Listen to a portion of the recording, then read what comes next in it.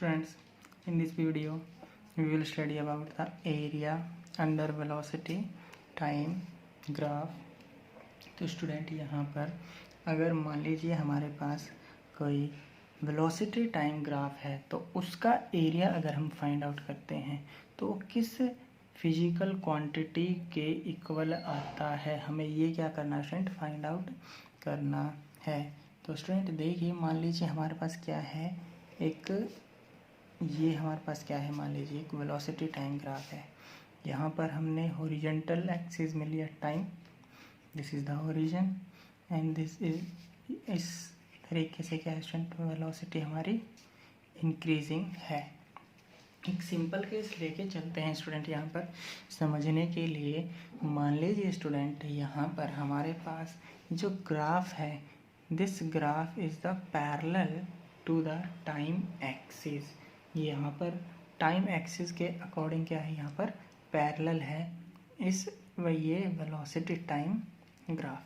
तो स्टूडेंट अगर velocity time graph जो होता है ये टाइम एक्सिस के पैरेलल आ जाए तो इसका मतलब होता है कि ये जो मोशन ऑफ द ऑब्जेक्ट है वो कैसा है स्टूडेंट, यूनिफॉर्म मोशन है। कैसा है स्टूडेंट, ये हमारा यूनिफॉर्म मोशन है। यूनिफॉर्म मोशन का मतलब है कि ऑब्जेक्ट की वेलोसिटी चेंज नहीं हो रही। देखिए स्टूडेंट कैसे, कि अगर मैं इस पर्टिकुलर टाइम पर वेलोसिटी को ऑब्जर्व करता हूँ, मुझे यही दिखाई दे रही है। कुछ टाइम के बाद फिर से अगर मैं यहाँ पर इस टाइम पर वेलोसिटी को ऑब्जर्व करता हूँ तो फिर से वही वेलोसिटी दिखाई दे रही है। इसका मतलब ये हुआ कि टाइम के साथ साथ वेलोसिटी चेंज नहीं हो रही। और अगर स्टूडेंट वेलोसिटी चेंज नहीं हो रही तो इसका मतलब यूनिफॉर्म वेलोसिटी है, और यूनिफॉर्म वेलोसिटी को हम क्या कहते हैं, यूनिफॉर्म मोशन कहते हैं। तो स्टूडेंट यहाँ पर हम कह सकते हैं, मान लीजिए यहाँ इस ग्राफ के लिए लिख सकते हैं, when an object has uniform motion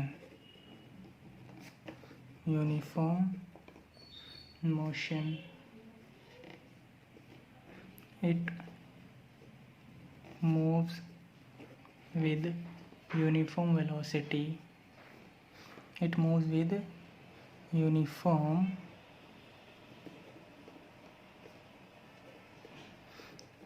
velocity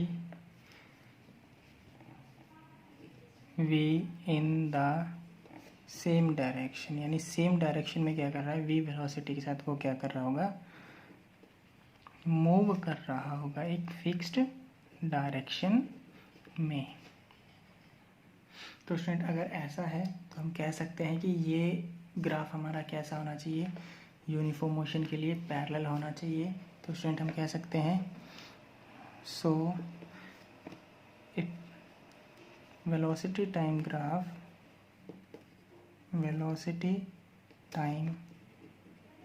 graph for uniform motion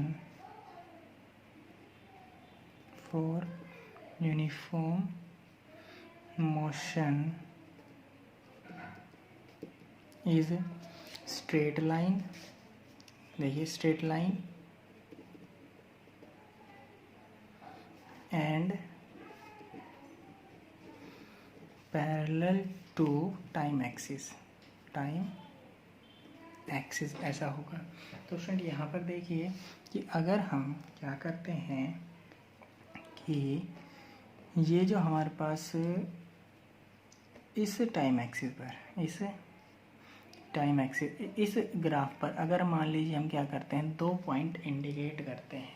मान लीजिए जब ये ऑब्जेक्ट इस तरीके से आगे मूव करने लग रहा है तो हमने क्या किया, इस ग्राफ पर कोई 2 पॉइंट लिए। मान लीजिए this is the point A, यानी पोजीशन, और यहाँ इस ए पॉइंट पर, एंड एक और पॉइंट हमने इंडिकेट किया बी, यानी इस वेलोसिटी टाइम ग्राफ पर इस पर्टिकुलर ए पॉइंट पर हम कह सकते हैं, मान लीजिए यहाँ से मैंने एक परपेंडिकुलर अगर मैं ऐसे ड्रॉ करता हूँ, मान लीजिए मैंने ये एक परपेंडिकुलर ये ड्रॉ किया, एक परपेंडिकुलर ये ड्रॉ किया, ये पॉइंट हमारा A1 है और ये पॉइंट क्या है स्टूडेंट हमारा B1 है। तो देखिए स्टूडेंट, अगर हम क्या करते हैं, इस पॉइंट से टाइम एक्सिस पर मैंने यहाँ पे परपेंडिकुलर ड्रॉ किया, तो मान लीजिए ये परपेंडिकुलर T1 टाइम को क्या कर रहा है, इंडिकेट कर रहा है, यानी ये टाइम यहाँ से परपेंडिकुलर मैंने ड्रॉ किया तो ये T2 टाइम, यानी इस टाइम को कौन इंडिकेट कर रहा है, ये B1 पॉइंट इस T2 टाइम को इंडिकेट कर रहा है। ओके, और मैंने यहाँ से परपेंडिकुलर डालते हैं तो स्टूडेंट ये जो पॉइंट है C, यहाँ पर ये होगा, और इस टाइम इस एक्सिस पर ये पॉइंट हमारा क्या हुआ स्टूडेंट, V वेलोसिटी हुआ। क्या हुआ स्टूडेंट, ये V वेलोसिटी हुआ। तो देखिए स्टूडेंट, हम क्या कह सकते हैं यहाँ पर कि choose 2 points A and B on velocity time graph. Choose 2 points on velocity time graph A and B. At point A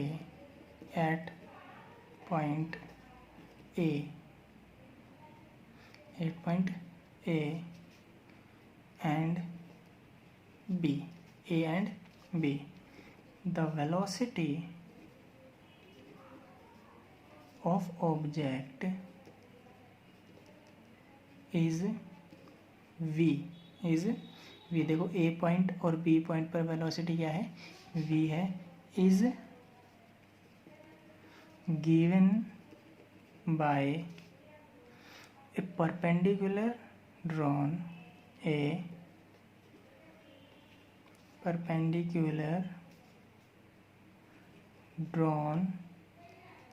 on velocity axis, यानी जो वेलोसिटी एक्सिस है स्टूडेंट, यहाँ पर हमने क्या किया, ये A और B से परपेंडिकुलर डाला यहाँ पर, तो वेलोसिटी एक्सिस पर जो हमने ये परपेंडिकुलर डाला है ये क्या दे रहा है, V वेलोसिटी हमें दे रहा है। तो स्टूडेंट यहाँ पर हम कह सकते हैं कि ये जो लाइन है O से लेकर C तक, ये किस वेलोसिटी को इंडिकेट कर रहा है, ये V वेलोसिटी को इंडिकेट कर रहा है। तो यहाँ पर कह सकते हैं जो OC हमें मिलेगा वो किसके इक्वल होगा, V के इक्वल होगा।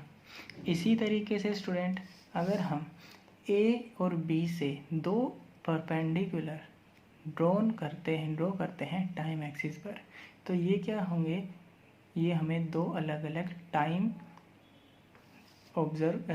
टाइम इंस्टेंट प्रोवाइड करेंगे। तो स्टूडेंट यहाँ पर हम कह सकते हैं if we draw perpendicular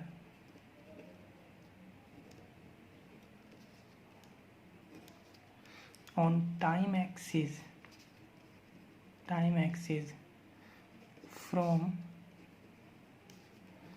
point A and B, यानी A और B से हम टाइम एक्सिस पर क्या करते हैं, परपेंडिकुलर ड्रॉ करते हैं, तो this gives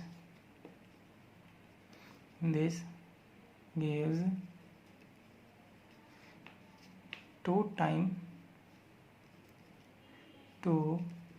instant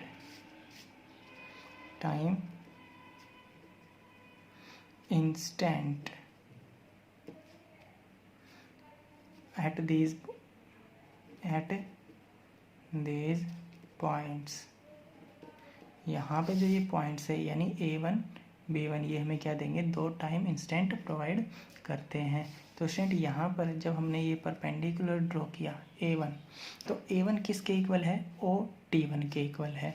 from the graph हम कह सकते हैं student, from the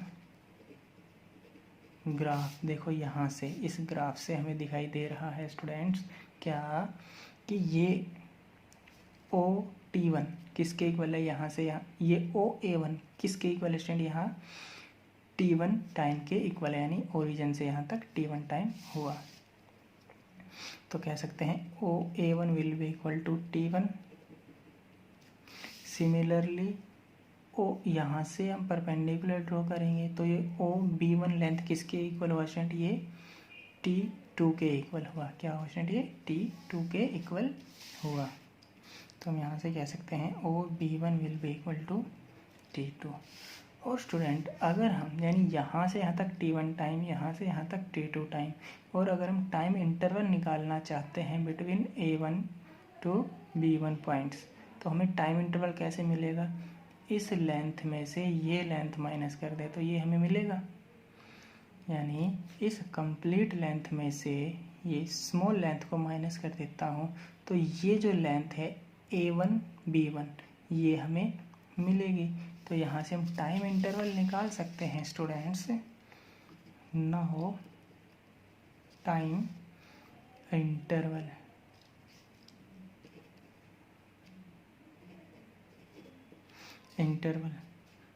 T2 minus T1 क्या होना चाहिए स्टूडेंट, ये जो टाइम इंटरवल होना चाहिए ये होना चाहिए OB1 में से OA1 को माइनस करें, या फिर स्टूडेंट इसको ऐसे कह सकते हैं जो हमारा टाइम इंटरवल होगा, ये जो टाइम इंटरवल है ये क्या होगा, आप ऐसा कह सकते हो कि OB1 में से OA1 को क्या हमें करना है, माइनस करना है। OB1 को क्या में से OA1 को हमें क्या करना है, माइनस करना है। तो स्टूडेंट OB1 क्या है, OB1 हमारा T2 है, OA1 क्या है, T1 है, जो कि हमने यहाँ भी लिखा हुआ है। यानी OB1 क्या है, T2 है, OA1 क्या है, T1 है। तो हम कह सकते हैं यहाँ पर स्टूडेंट ये जो लेंथ है T2 माइनस T1, और ये लेंथ है किसके इक्वल स्टूडेंट, ये लेंथ है हमारी, यानी OB1 में से OA1 माइनस करते हैं तो ये लेंथ यहाँ से यहाँ तक हमें मिलती है, जो कि A1 B1 होगी, जो कि क्या होगी स्टूडेंट, ये A1 B1 होगी। तो स्टूडेंट यहाँ से हमें एक तो इस टर्म की ज़रूरत है और एक हमें इस टर्म की ज़रूरत है। तो मैंने इसको इक्वेशन नंबर 1 कहा और इसको इक्वेशन नंबर 2 कहा। तो स्टूडेंट यहाँ पर हमारे पास क्या है, ये वेलोसिटी टाइम ग्राफ था, इसका हमें क्या चाहिए, area under velocity time graph.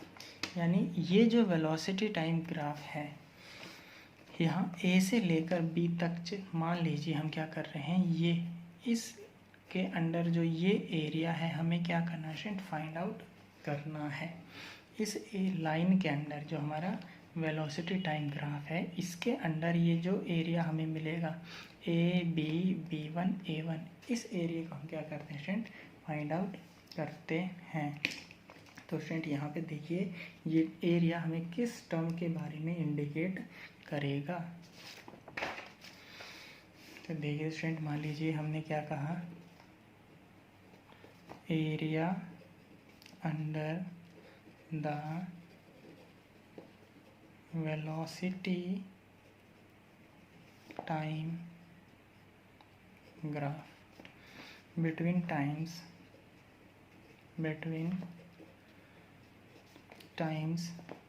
T1 and T2, यानी ये T1 से T2 तक का टाइम में हमें क्या चाहिए, एरिया चाहिए।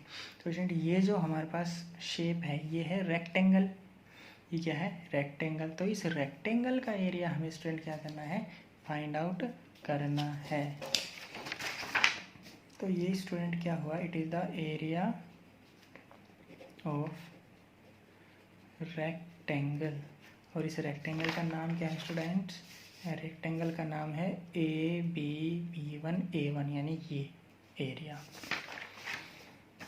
तो स्टूडेंट यहाँ पर लिख सकते हैं AB B1 A1, ये हमें चाहिए रेक्टेंगल। और रेक्टेंगल का जो एरिया का जो फॉर्मूला होता है वो होता है स्टूडेंट लेंथ इनटू ब्रेथ। क्या होता है स्टूडेंट, ये लेंथ इनटू ब्रेथ। तो अब यहाँ पर देखिए स्टूडेंट, लेंथ और ब्रेथ क्या है। अगर हम ये कहें इस फॉर्मूले में, ये हमारे क्या है, लेंथ, यानी A1 क्या है, लेंथ है, और A1 B1 क्या है स्टूडेंट, यहाँ पर ब्रेथ हम यूज़ कर सकते हैं। तो इन दोनों को मल्टीप्लाई करेंगे तो एरिया हमें मिलेगा। देखिए स्टूडेंट, यहाँ पर हम कह सकते हैं A1 क्या है, लेंथ है, और A1 B1 हमारा क्या था, ब्रेथ था। तो इन दोनों को हम यहाँ पर यूज़ करेंगे, A1 इंटू A1 B1। तो देखिए स्टूडेंट, यहाँ पर ये जो A1 है, ये जो A1 है, A1 लेंथ हमारी इस लेंथ के इक्वल है, OC के इक्वल है। किसके इक्वल स्टूडेंट, OC के इक्वल है। और OC देखिए स्टूडेंट हमारा किसके इक्वल है, वेलोसिटी के इक्वल है। तो यहाँ पर हम क्या कर सकते हैं स्टूडेंट, जो हमारा A1 है वो किसके इक्वल है, OC के इक्वल है। A1 ये लेंथ OC लेंथ के इक्वल है स्टूडेंट, ये लेंथ यहाँ से यहाँ तक इसके इक्वल है, और OC हमारा किसके इक्वल है, वेलोसिटी के इक्वल है।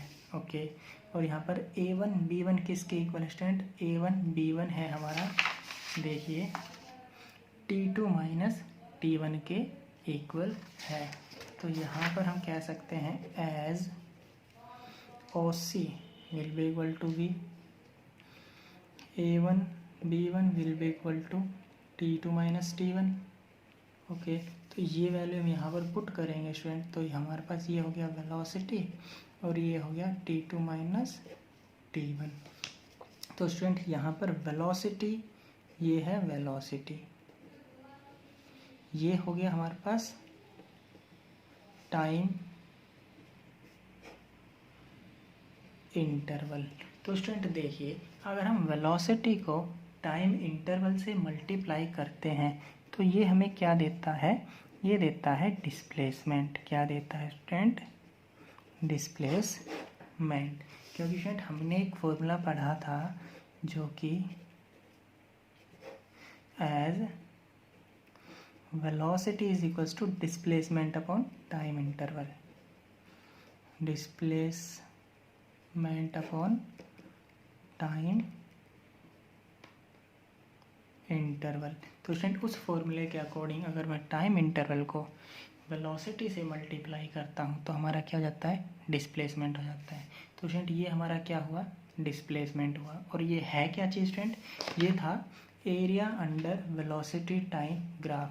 तो इसका मतलब ये हुआ स्टूडेंट, अगर हम किसी वेलोसिटी टाइम ग्राफ का एरिया फाइंड आउट करते हैं तो वो हमें क्या देगा स्टूडेंट, डिस्प्लेसमेंट के बारे में इंफॉर्मेशन देता है।